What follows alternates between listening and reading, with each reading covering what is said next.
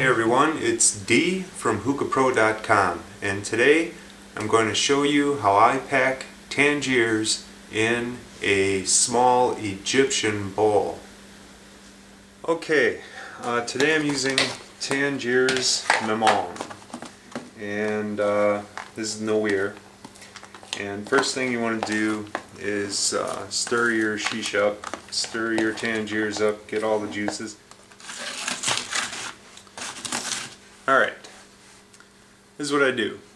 Take a spoonful, or a forkful, roughly. This is a small, remember, small Egyptian bowl. And what I try to do is, at first, just to judge the amount, is to put loosely about that much in there, so that it's just above the rim, and kind of loose in there. Now the thing with Tangiers is you got to get a fairly dense pack. So what I do first of all is I start to push it down, just kind of pack it down a little bit, and then I use my finger, I push the center down, and I start kind of scooping the shisha up against the side of the bowl from the center, and I kind of plaster it around the inside of the bowl, pushing down. Now I'm not, cramming it in there. I'm just sort of smearing it, and it's gonna be, when you're done, I'm kind of pulling from the center. Check out one of Kalutika's videos on how to pack a funnel bowl with Tangiers. Something about layering. I can't remember the name of the video. I'll dig it up and I'll put a link in the description. Now, to quote another fellow HP member, Psychotic, in one of his videos says that packing Tangiers is an art form. It is definitely touchy. You have to get a dense enough pack that it burns properly, but of course you don't want to get it so dense that it doesn't burn properly. And really it takes some experimentation.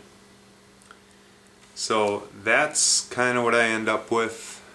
I don't know how good the lighting is here. Oh, it kind of sucks. Hopefully I can show you this. Maybe if I zoom in.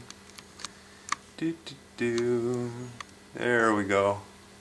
That's a little bit better. You can see it's kind of hollowed out from the center, and it's smeared sort of around the inside of the bowl all the way up to the edge of the rim.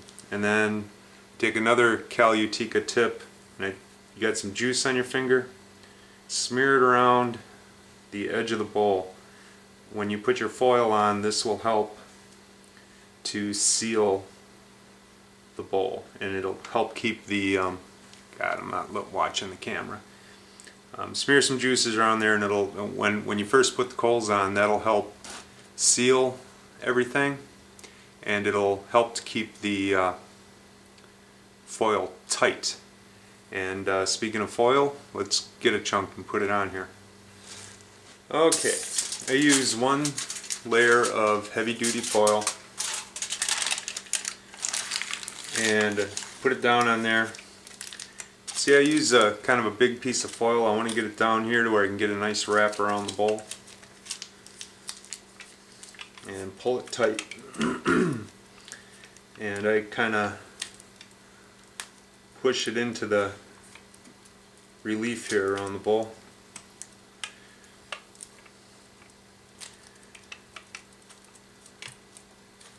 And then when I'm poking the holes, I hold my fingers around there to try to keep it tight. I use a toothpick, and I don't quite poke the toothpick in the full diameter, kind of up to the full diameter, and I go around the outside edge, spaced about 3/8 of an inch apart or so. I got to admit, I don't get too fussy with my hole pattern. I'll usually poke one in the middle all the way through the center hole of the bowl, and usually I'll go around the outside on the 4 corners and poke the toothpick all the way down to the bottom of the bowl.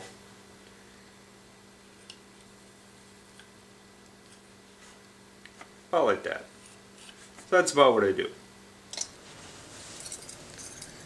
Okay, so here we go. 1 Starlight Natural Coal. Cut. Whoops. Wow, that was close. Dumbass. Cut in half. And we're going to put our little foil wind cover on.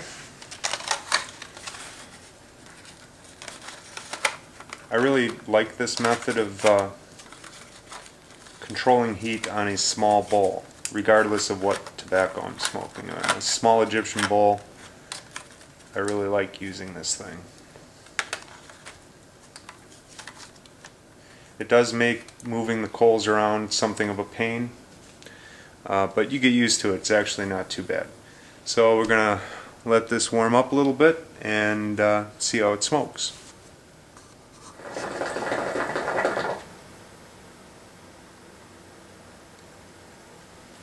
Okay, bowl's been going for about 5 minutes or so, maybe 6. I closed the top down on this just a little bit. It's still fairly open, and it's smoking pretty good. It probably will pick up a little bit.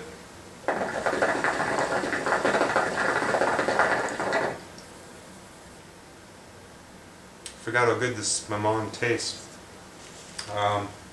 So there it is.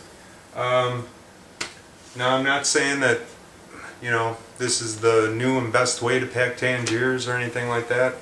It's just something that I do, and thought I'd share it with y'all.